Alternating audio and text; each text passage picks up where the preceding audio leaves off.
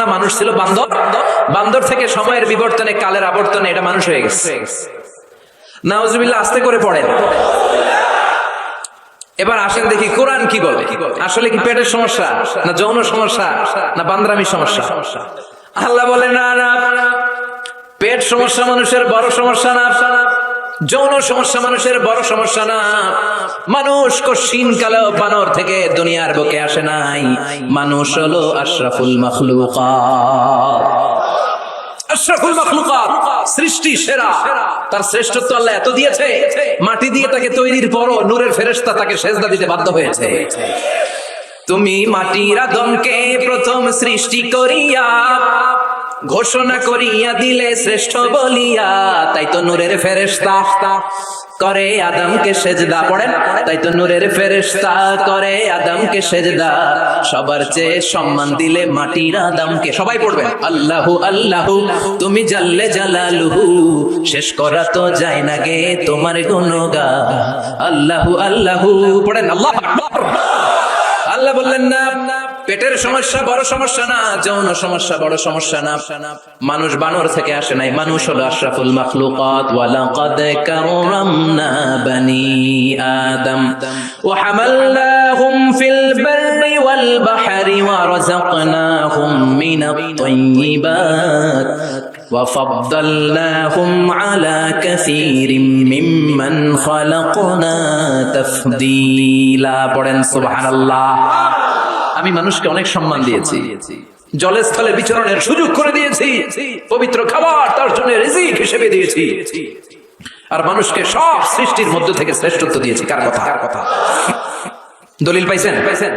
ওয়ালাকাদ কাররামনা বানি আদম, I have dignified the status of the sons of Adam and Eve. আদমের সন্তানদেরকে আমি পৃথিবীতে সবচেয়ে বেশি সম্মান দিয়েছি। কেমনে আদম বানর থেকে আসবে? আদমরে তো আমি বানাইছি। লাম্মা খালাকাল্লাহু আদামা ওয়া কানা তুলুহু 60 যিরাআন, বুখারীর বর্ণনা। আল্লাহ বললেন, আদমকে যখন আমি বানালাম 60 গজ লম্বা করে বানালাম। 60 যিরাআন, বুখারীর বর্ণনা, সহিহ বুখারীর রেফারেন্স। যখন আদমকে আমি বানিয়েছি 60 হাত লম্বা করে বানিয়েছি। তোমরাও যখন জান্নাতে যাবে 60 হাত লম্বা হয়ে যাবে। আদম আলাইহিস সালামকে আল্লাহ কয় হাত লম্বা করে বানালেন? হ্যাঁ, আমনে কয় হাত? আমি কয় হাত? কথা কন। ফেরাউন কয় হাত? এবার খাইছে ধরা। হ্যাঁ, ফেরাউনের ব্যাপারে অনেক মিথোলজি আছে দেশে, যে অনেক লম্বা। এক বক্তার ওয়াজেও শুনছি যে আমার পাগড়ি দিয়ে আমি মাইপ পাইছি 60 হাত লম্বা। কিন্তু আমি তো মিশরে ছিলাম, আমি দেখেছি ফেরাউন আসলে এত লম্বা নয়। ওর আসল নাম মিনেফতাহ রামসিস আস-সানি, দ্বিতীয় রামসিস। ফেরাউন বা ফারাও হচ্ছে মিশরের সিংহাসনে যারা বসে ওদের উপাধি। যেমন প্রেসিডেন্ট বা রাষ্ট্রপতি, এটা কি কারো নাম? যেই ওই চেয়ারে বসবে, বঙ্গভবনে থাকবে উনি রাষ্ট্রপতি। তো যারাই মিশরের সিংহাসনে বসে তারাই ফারাউস বা ফেরাউন। এই ফেরাউনের সাথে কিন্তু আমি কথা কইছি, বিশ্বাস হয় না? তবে এক পেশে কথা, মানে ও কথা কয়নি, আমি কইছি খালি। ও মিয়া এক পেশে কথা হয় না? আপনারা মাঝে মাঝে আল্লাহর সাথে কথা কন না? বলি না, আল্লাহ রে অসুস্থ, তুমি দেখো না, সুস্থ করে দাও আল্লাহ। বলি না আমরা বিড়বিড় করে? কথা তো বলি, এক পেশে কথা। তো ফেরাউনের সাথেও আমি বলছি। মিশরে যে আমার অনেক আকাঙ্ক্ষা ছিল যে এইটারে দেখতে হবে আগে, তো ফ্রিতে দেখেছি, ফর ফ্রি। আমাদের আল আজহার ইউনিভার্সিটির যে কার্ড ছিল, ওই কার্ড ছিল জামিয়াতুল আজহার শরীফের কার্ড, ওইটা দিয়ে আবার ফ্রিতে অনেক জায়গায় যাওয়া যায়। তো একবারই দেখেছি আমি মিশরের রাজধানী কায়রোর যে জাতীয় জাদুঘর, ওদের রয়্যাল মোমিস চেম্বারের 2nd ফ্লোরে ওকে শোয়া রাখা হয়েছে। তো অনেক আশা ভরসা নিয়ে গেলাম, ঢুইকাই দেখি ওই রুমের ভিতরে ফেরাউন চাচা শুয়ে রয়েছে। তো যেই ফেরাউনকে জিজ্ঞেস করলাম, হেই ম্যান, হোয়াটস আপ, কেমন আছো? কিন্তু ওর মুখ দিয়ে কোনো কথা নাই। অনেক কিছু জিজ্ঞেস করলাম যে তুই এত বড় কলিজা হইলো কেমনে, তুই আমার নবী মুসারে ধমক দিলি কি করে? আল্লাহর পয়গম্বরকে তুই ধমক দিয়েছিস, তোর এত বড় বকের পাটা কে দিয়েছে? অনেক কথা বললাম, কিন্তু আজকে ওর কোনো আওয়াজ নাই। আমিও পাইছি সুযোগ, আমার করার সুযোগ নাই। ইচ্ছা মতো দোলাই করলাম ফেরাউনরে।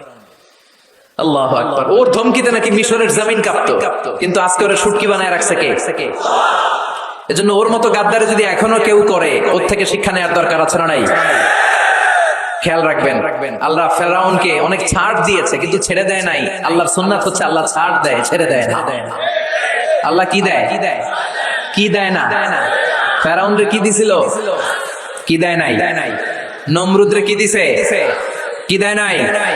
আবু জাহেলকে ছাড় দিয়েছে, ছেড়ে দেয় নাই। এখনো যদি ফেরাউনের পথে কেউ হাঁটে, ওকে আল্লাহ দেখা যাবে ছাড় দিচ্ছে কিন্তু ছেড়ে দিবে না। চিল্লা বলো ঠিক ঠিক। পৃথিবীতে কেউ তো স্থায়ী হয় না, হোক না সে ফেরাউন কিবা নমরুদ। কেউ ভাবে চিরদিন রয় না, কেউ ভাবে চিরকাল রয় না। পৃথিবীতে কেউ তো স্থায়ী হয় না, হোক না সে ফেরাউন কিবা নমরুদ। কেউ ভাবে চিরদিন রয় না। জোরে বলেন ঠিক কিনা? কেউ থাকবে না, চলে যেতে হবে। এজন্য খুব সাবধান।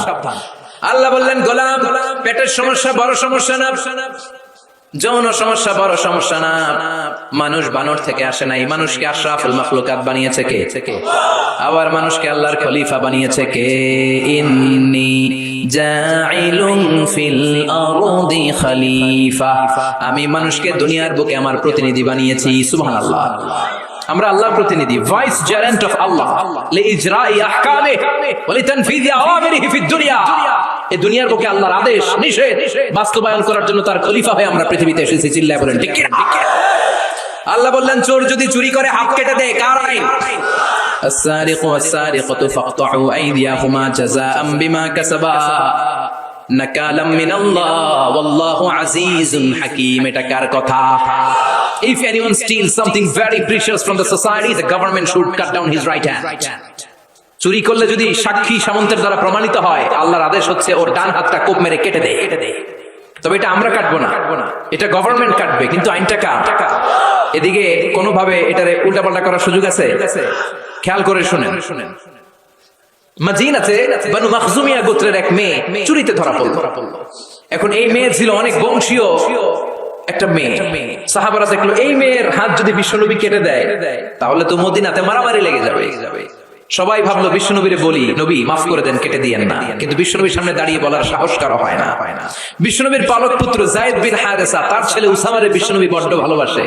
ওনাকে বলা হতো হুব্বু রাসূলিল্লাহ, বিশ্বনবীর ভালোবাসা। সবাই বলে উসামা আমরা পারবো না, তুই যা বিশ্বনবীর কাছে যে সুপারিশ কর, নবী যেন মেয়েটার হাত কেটে না দেয়। উসামা যে ডাক দিয়ে বলে, নবী এই মেয়েটার হাত কেটে দিয়েন না। বিশ্বনবীর চেহারাটা মুহূর্তের মধ্যে আগুনের গোলার মতো লাল হয়ে যায়। রেগে গেলেন, বললেন উসামা এত বড় সাহস তুই পেলি কই? এটা আল্লাহর আইন। লাউ কানাত ফাতিমাতু বিনতি মুহাম্মাদিন সারাফাত লাকাতা মুহাম্মাদুন ইয়াদাহা। ওই বনু মাখজুমিয়া গোত্রের মেয়ে তো অনেক কাছের কথা, আমার কলিজার টুকরা নয়নের পুটুলি ফাতেমাও যদি চুরি করে ধরা পড়ে, তার ডান হাত কেটে দিতে আমি বিশ্বনবী 1 সেকেন্ডও দেরি করব না। আইনটা কার? এই চোরের বিচার হোক আমরা চাই কি চাই না? একটা চোরের বিচার যদি আমাদের 17 কোটি মানুষের প্রধানমন্ত্রী মাননীয় প্রধানমন্ত্রী শেখ হাসিনার তত্ত্বাবধানে জাতীয় মসজিদ বাইতুল মোকাররমের সামনে যদি একটা বড় চোরের হাত কেটে দেয়া হয়, আর সবগুলো টেলিভিশন চ্যানেল যদি লাইভ সরাসরি সম্প্রচার করে, আমরা সবাই যদি দেখি, বাংলার জমিনে আর কোন চোর খুঁজে পাওয়া যাবে? এই কোরআনের বিধানগুলো বাংলার জমিনে কায়েম হোক আমরা চাই কি চাই না? তবে লাউ সুর, কদু সুর, মুরগি সুর, এই সুর না, এগুলা পরে আরো বড় সুর আছে, যারা এক সিগনেচার দিয়ে দেশের হাজার কোটি টাকা শেষ করে দেয়, যারা শেয়ার বাজার লুটে পুটে খেয়ে ফেলে, হলমার্ক শেষ করে দেশের টাকা বিদেশে পাচার করে দেয়, এরকম ডাকাত আছে না নাই? এই ডাকাতগুলোর বিচার সবার আগে হওয়া দরকার। এই বিধানটা কার? আল্লাহর। আমরা আল্লাহর বিধান আল্লাহর জামিনে চাই, ঠিক কিনা? ইনশাআল্লাহ। মাননীয় প্রধানমন্ত্রী অনেক লম্বা সময়ের জন্য আছেন। তিনি আগে ছিলেন কয়দিন? 10 বছর, এখন পাইছে আরো 5 বছর। ইনশাআল্লাহ আস্তে আস্তে আস্তে আস্তে আস্তে আস্তে উনিও হয়তো এই সুন্দর সুন্দর বিধানগুলো বাংলাদেশে একটা শান্তিপূর্ণ দেশ হিসেবে গোটা বিশ্বের দরবারে পরিচিত করার জন্য এই বিধানগুলো হয়তো একদিন, আমরা আশা করি, আমরা স্বপ্ন দেখি, আমাদের প্রিয় প্রধানমন্ত্রী, মাননীয় প্রধানমন্ত্রী বাংলার জমিনে এই বিধানগুলো কায়েম করবে। জোরে কোন ঠিক কিনা? খলিফাতুল্লাহি ফিল আরদ। এই কাজগুলো বাস্তবায়নের জন্য আল্লাহ আমাদেরকে খলিফা বানিয়েছে। তবে আমি আপনি কাটবো না। জিনা করলে আমি আপনি মাথা কাটতে পারবো না, এটা সরকার করবে। এটা কে করবে? এজন্য আল্লাহ ডেকে বললেন, গোলাম, মানুষের পেটের সমস্যা বড় সমস্যা না, যৌন সমস্যা বড় সমস্যা না, মানুষ বানর না, মানুষ আশরাফুল মাখলুকাত, মানুষ সৃষ্টির সেরা, ঠিক কিনা?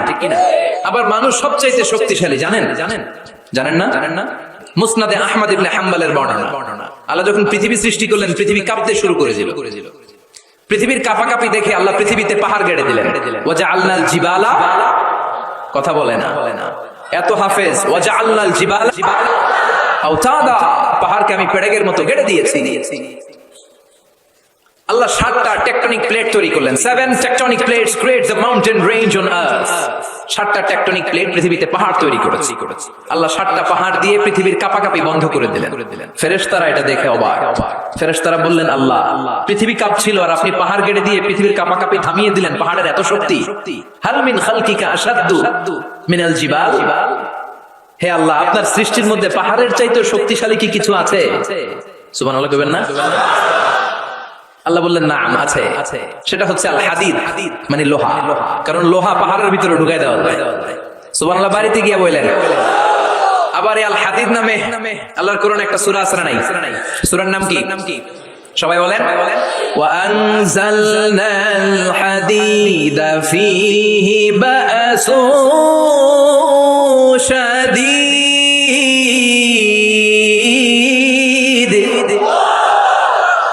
আমি আকাশ থেকে লোহা নাজিল করেছি, লোহার মধ্যে অনেক শক্তি আমি ঢুকিয়ে দিয়েছি। ওয়া মানাফিউ লিন-নাস, আবার লোহার ভেতরে মানুষের জন্য উপকার আছে না নাই? এমন কিছু বানানো যায় না লোহা ছাড়া। এই যে মাইক বানাইছে লোহা ছাড়া নাই, ঘড়ি বানাইতে লোহা, বাড়ি বানাইতে গাড়ি, কম্পিউটার, প্লেন, রকেট, বন্দুক। সুবহানাল্লাহ কইবেন না? সব কাজে লোহা লাগে। আল্লাহ বললেন, লোহা পাহাড়ের চাইতেও শক্তিশালী, পাহাড়ের ভেতরে আমি লোহা গেড়ে দিয়েছি। ফেরেশতারা বললেন, মাবুদ, বুঝলাম পাহাড়ের চাইতেও লোহা বেশি শক্তিশালী। হাল মিন খালকিকা শাইউন আশাদ্দু মিনাল হাদিদ, এবার আমাদেরকে বলেন, আপনার সৃষ্টিকুলের মধ্য থেকে লোহার চাইতেও শক্তিশালী কিছু আছে নাকি? আল্লাহ বললেন, লোহার চাইতেও শক্তিশালী আরেকটা জিনিস আছে, সেটা হলো আন্নার, মানে আগুন। সেটা কি? সবাই কন। আগুনের স্পর্শ পেলে লোহাও গলে যায়। সুবহানাল্লাহ পড়েন। ফেরেশতারা বললেন, আল্লাহ, আগুনের চাইতেও শক্তিশালী কিছু আছে নাকি? আল্লাহ বললেন, আছে। সেটা কি? আল্লাহ বললেন, আল মা, মানে পানি। আগুনের মধ্যে যদি পানি ঢেলে দেয়া হয়, আগুন তার অস্তিত্ব হারিয়ে ফেলে, ঠিক কি না? ফেরেশতাদের প্রশ্নেরও শেষ নাই, আল্লাহর উত্তরেরও। ফেরেশতাদের কৌতূহল আরো বেড়ে যায়। ফেরেশতারা আবার বলে, মাবুদ, আপনার সৃষ্টিকুলের মধ্য থেকে পানির চাইতেও শক্তিশালী কিছু আছে নাকি? আল্লাহ বলে, আছে। আর রিহ, মানে বাতাস। মানে কি? বাতাস। কারণ বাতাসের ধাক্কায় সাগরের পানিতে দোলা খেলে, বাতাসের গর্জনে সাগরের মধ্যে উচ্ছ্বাস তৈরি হয়, শুরু হয় জলোচ্ছ্বাস, ঠিক কি? ফেরেশতারা আবার অবাক হয়ে বলে, ও মাবুদ, এই বাতাসের চাইতেও শক্তিশালী কিছু আছে নাকি? আল্লাহ বললেন, বাতাসের চাইতেও শক্তিশালী আছে। ফেরেশতারা বলল, সেটা কি? আল্লাহ বললেন, বাতাসের চাইতেও শক্তিশালী আশরাফুল মাখলুকাত, মানুষ। সকল ব্যথারে বোঝা বইতে পারে, সব জ্বালা যাতনাও সইতে পারে। বিপদ আপদ এলে আল্লাহকে ডাকে, তার দয়া করুণায় ভরসা রাখে। হারায় না হুশ, সেই তো মানুষ, ঠিক কি? আল্লাহ বললেন, মানুষ শক্তিশালী, তবে ওই মানুষ, যেই মানুষ ডান হাত যা দান করে, বাম হাত সেটা টের পায় না। সুবহানাল্লাহ পড়েন। তার মানে আপনারা সবচেয়ে শক্তিশালী। আল্লাহর এই স্টেটমেন্ট অনুযায়ী, মুসনাদে আহমদ ইবনে হাম্বলের রেফারেন্স অনুযায়ী, আজকে জামিয়া কাসিমিয়ার জন্য যারা দুহাত খুলে দান করেছেন, তাদের চেয়ে শক্তিশালী আল্লাহর জমিনে, আকাশের নিচে, জমিনের উপরে দ্বিতীয় কেউ নাই। জোরে বলেন, ঠিক? সবচেয়ে শক্তিশালী তারা। ডান হাত যেটা দান করে, বাম হাত সেটা টের পায় না। এরকম দানবীর আছে না নাই? যাকাত যখন দিতে মনে চায়, এইভাবে যাকাত দিবেন, কবুল করবে কে? দে যাকাত, দে যাকাত, তোরা দে রে যাকাত, তোর দিল খুলবে পড়ে, আগে খোলো খাত। দে যাকাত, দে যাকাত, তোরা দে রে যাকাত। সুবহানাল্লাহ পড়েন। তার মানে মানুষের মতো মানুষ সবচেয়ে শক্তিশালী। মানুষের মতো মানুষ আশরাফুল মাখলুকাত, মানুষের মতো মানুষ হলো আল্লাহর খলিফা। কার কথা? সূরার নাম আরো জোরে, পড়েন আউযু বিল্লাহি মিনাশ শাইতানির রাজীম বিসমিল্লাহির রহমানির রহিম হাল আতা আলাল ইনসানি হিনুম মিনাদ দাহরি লাম ইয়াকুন শাইআম মাযকুরা। সুবহানাল্লাহ। কষ্ট হচ্ছে? আর কয়েক মিনিট একটু বসে থাকা যাবে না? যাবে যাবে যাবে যাবে। উঠা বসা করবেন না তো? এখন যেমনি চুপচাপ, পিন ড্রপ সাইলেন্ট, পিন পতন নীরবতা, আরো কয়েক মিনিট এরকম থাকবেন? উঠা বসা করবেন না তো? যেহেতু জাফরি হুজুর বলেছে আমরা সব সময় দোয়া করি না, হাত তুলে এভাবে মোনাজাত অফিসিয়ালি করি না, কিন্তু 3 দিন ব্যাপী যেহেতু সমাবেশ, হুজুরের নেতৃত্বে আমরা সংক্ষিপ্ত একটা দোয়া করে একসাথে বরকত নিয়ে বিদায় নিব ইনশাআল্লাহ। পড়েন। হুজুরের হাতে দোয়া না নিয়ে কে কে চলে যাবেন একটু হাত তুলে দেখা, দোয়াতে শরীক না হয়। আগে আগে আল্লাহর ওলিদেরকে একটু চিনে রাখি। থাকবেন থাকবেন সবাই থাকবেন। আপনারা যেহেতু ওয়াদা করেছেন আমি বেশি লম্বা সময় নিব না, অল্প 2 মিনিট কথা বলে, 2 মিনিট কথা বলে। ঠিক আছে ঠিক আছে ইনশাআল্লাহ ইনশাআল্লাহ ইনশাআল্লাহ। তবে ওয়াদা যেহেতু করেছেন ওঠা বসা করা যাবে। তাকবীর পড়েন, লিল্লাহি তাকবীর। আল্লাহ বললেন হাল আতা আলাল ইনসানি হিনুম মিনাদ দাহর লাম ইয়াকুন শাইআম মাযকুরা। প্রতিটা মানুষের জীবনে এমন একটা সময় এসেছিল তখন উল্লেখ করার মতো সে কিছুই ছিল না। কার কথা?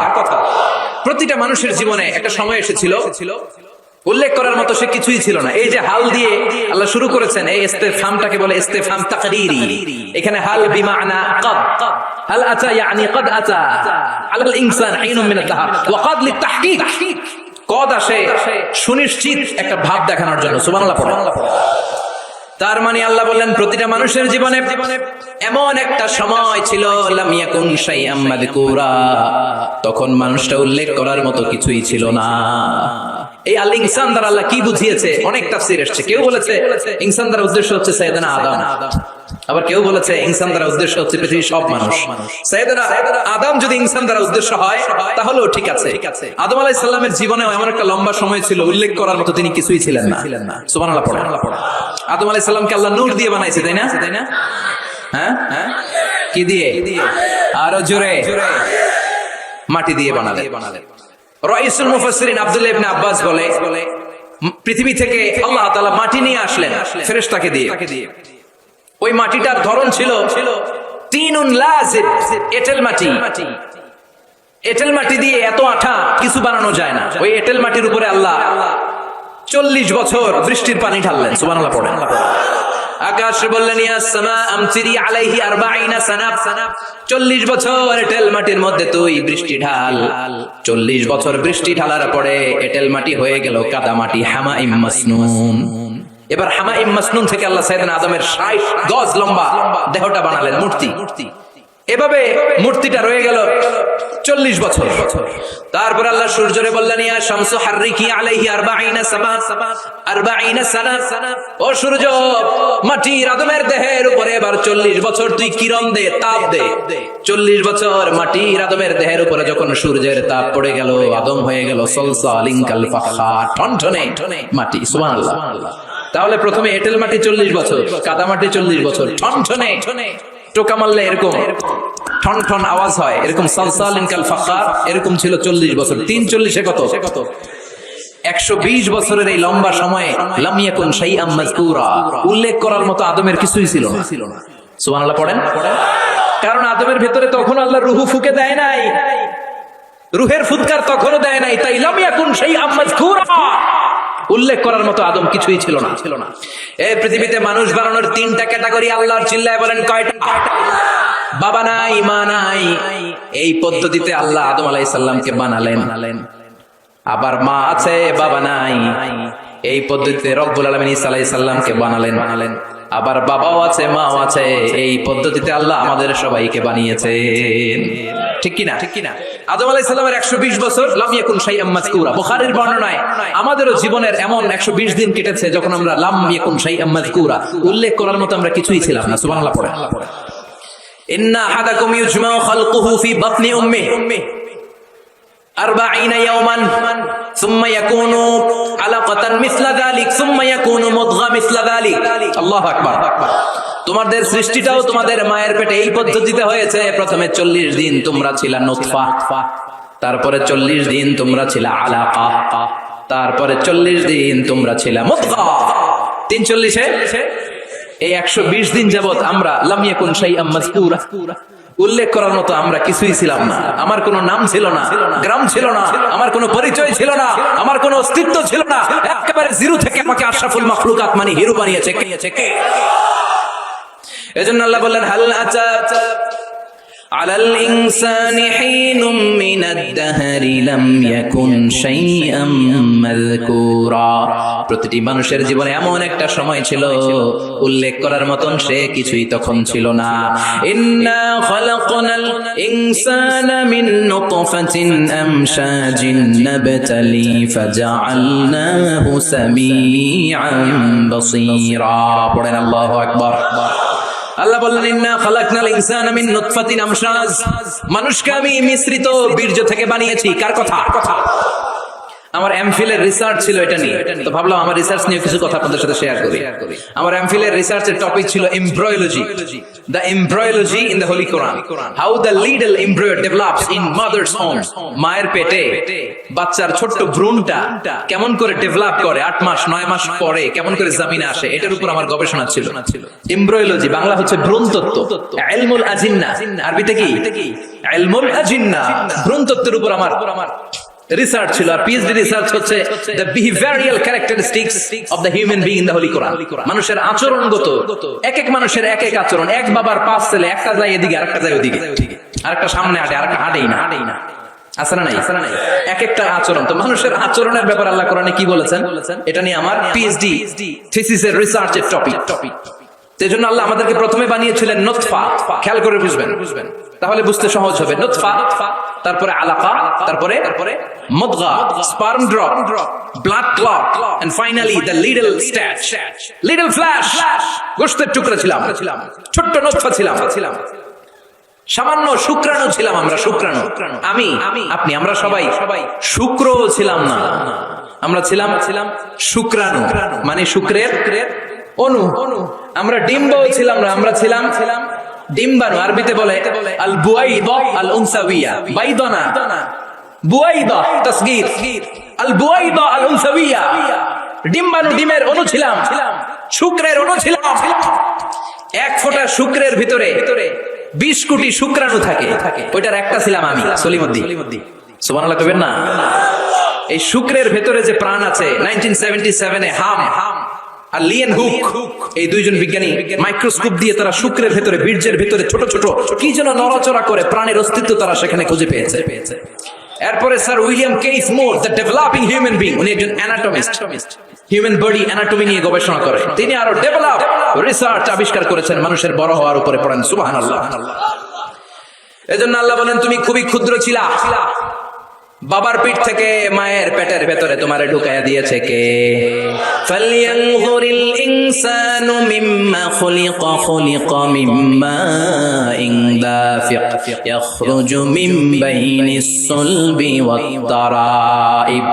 বাবার পৃষ্ঠদেশ থেকে, মায়ের গর্ভদেশের সবেগে সামান্য একটা নাপাক পানি থেকে তোরে এত বড় করলো কে? তোরে হিরো থেকে জিরো বানালো কে? আমাদের কোনো নাম ছিল না, আমার কোনো গ্রাম ছিল না। কত ক্ষুদ্র ছিলাম আমি, কত তুচ্ছ ছিলাম আমি, কত নগণ্য ছিলাম আমি।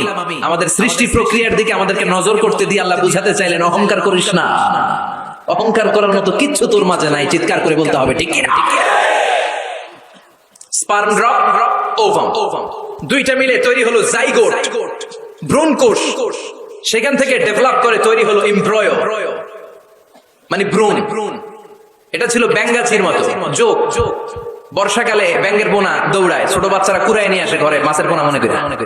আছে না নাই? ঠিক এরকম ছিলাম আপনি আর আমি। এটার উপর আমার অনেক গবেষণা। ব্যাঙ্গের বাচ্চার মতো ছিলাম, জোকের মতো মায়ের জরায়ুর দেয়ালে লেগেছিলাম। এমব্রয়ো থেকে আমরা হলাম ফেইটাস, যেটাকে আরবিতে বলে মুদগা, গোশতের টুকরা। এরপরে আল্লাহ এই ফেইটাসকে ডেভেলপ স্টেজে নিতে শুরু করলেন। এই ফেইটাসের ভিতরে আল্লাহ আমার স্কেলিটন দিলেন, মানে কঙ্কাল ঢুকায় দিলেন। আমার স্কাল দিলেন, মাথার খুলি দিলেন, আমার পিঠে একটা স্পাইনাল কর্ড দিলেন শির দ্বারা, এরপরে আমার হার্টের দুটা পার্টিশন করলেন, এরপরে রুহের ফুৎকার দিলেন, এরপরে শুরু হলো আমার ধপ ধপ ধপ ধপ ধপ ধপ। সুবহানাল্লাহ পড়ে। লাঞ্চের কাজ শুরু হলো। লাঞ্চের কাজ, ফুসফুসের কাজ, দম নেয়া, দম সারা। 1 মিনিট যদি দম বন্ধ থাকে আপনার অবস্থা কি? খালি শেষ নাকি ঠুস? হায় রে মানুষ রঙিন ফানুস, দম ফুরাইলে তবু তো ভাই কারোরই নাই একটুখানি। হায় রে মানুষ রঙিন ফানুস, রঙিন ফানুস, হায় রে মানুষ। আল্লাহ বললেন ফাকাসাউনাল ইযামা লাহমা, স্কেলিটন কঙ্কাল গোশত দিয়ে আমি প্যাকেট পড়ালাম, সেখানে তোর হার্ট দিলাম, লাঞ্চ দিলাম, সেখানে তোর গল ব্লাডার দিলাম, কিডনি দিলাম, ইন্টেস্টাইন দিলাম। ফি যুলুমাতিন সালাস, 3টা অন্ধকার প্রকোষ্ঠের ভিতরে আমি তোকে ইন্টেনসিভ গার্ড দিয়ে রেখেছি। ফি কারনিন মাকিন, ওই 9টা মাস তোর মায়ের পেটের ভিতরে তোর যে খাবার, অক্সিজেন, পানি গিয়েছে, পৃথিবীর কোনো কবিরাজি কাজে লাগে নাই। জোরে বলেন ঠিক কি? এজন্য আল্লাহ বললেন ইন্না খলাকনাল ইনসানা মিন নুতফাতিন আমশাজিন নাবতালি ফাজআলনাহু সামিআন বাসীরা। এই ছোট্ট বীর্যের ফোঁটা থেকে এত বিশাল মানুষ করে তোরে বানালো কে? এরপরে নাবতালিহি, দুনিয়ায় আসার পরে তোর পরীক্ষা শুরু হয়ে যায়। আল্লাযী খলাকাল মাউতা ওয়াল হায়াতা লিয়াবলুয়াকুম আইয়ুকুম আহসানু আমালা। আল্লাহ জীবন মৃত্যুর এই খেলা খেলছেন, আমাদের কার আমল ভালো কার আমল খারাপ এইটা পরীক্ষা করার জন্য। দুনিয়াতে আমাদের পরীক্ষার দরকার আছে না নাই? প্রতিনিয়তই পরীক্ষা। এই যে মাহফিল করতেছে, এটাও পরীক্ষা। এখন আমরা পরীক্ষার হলে আছি। আমাদের পুরো জীবনটা একটা বিশাল পরীক্ষার হল। আল্লাহ দেখতে চাচ্ছেন আমার আমলটা কেমন, আমি কি ডানপন্থী না বামপন্থী, এটা দেখতে চায় কে? এরপর আল্লাহ বললেন তোকে আমি বানালাম ফাজআলনাহু সামিআন বাসীরা, তোকে আমি কান দিলাম দেখার জন্য, তোকে আমি 2টা চোখ দিলাম। এজন্য চোখ পাওয়ার পরে চোখের নেয়ামতের শুকরিয়া করব কার? কান দিয়ে কোরআন তেলাওয়াত শোনার দরকার আছে না নাই? তাকে হিন্দি গান শুনবেন, তুঝে দেখা তুহে জানা সানাম, শুনবেন? কান দিয়ে কি শুনবেন? কথা কন, যেন কানে শুনি সদা তোমার কালাম, হে খোদা চোখে যেন দেখি শুধু কোরআনের আয়াত, শোনো আমার মুনাজাত, শোনো শোনো ইয়া ইলাহি আমার মুনাজাত, শোনো আমার মুনাজাত। পড়েন আমিন। এই গানটা দিছে কে? কোরআনের যত জায়গায় সাম বাসার, আগে আল্লাহ এনেছেন কোনটা? والذي أنشأكم وجعل لكم السمع والأبصار إن السمع والبصر والفؤاد كل أولئك كان مسؤولا। সাম বসর আগে না কোনটা? সাম মানে কান। এই শ্রবণ শক্তি আমাদের আগে অর্জিত হয়। মায়ের পেটের ভেতরে যখন ছিলাম তখন থেকে আমাদের কানের ভেতরে শ্রবণ শক্তি তৈরি করে দিয়েছে কে? এজন্য যে মায়েরা মহিলা প্যান্ডেলে আমার মাইকের আওয়াজ যদি আপনাদের কানে যায়, তাহলে আপনারা যখন গর্ভবতী থাকবেন, যখন পেটে আপনার বাচ্চা, তখনও কিন্তু আপনার বাচ্চার কানের শ্রবণ শক্তি কিছুটা শুরু হয়ে যায়, সে কিছুটা শুনতে পায়। এজন্য ওই টাইমে এমন কিছু শোনা উচিত না যেটা বাচ্চার মনে দেহে ইফেক্ট ফেলে। যেরকম ঠিক কিনা?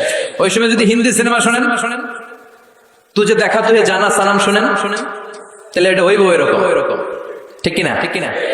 আর যদি তখন কোরআন শোনেন, তখন যদি বিশ্বনবীর হাদিসগুলো পড়েন, ওইটার একটা প্রভাব তার কানের ভেতরে আছে না নাই?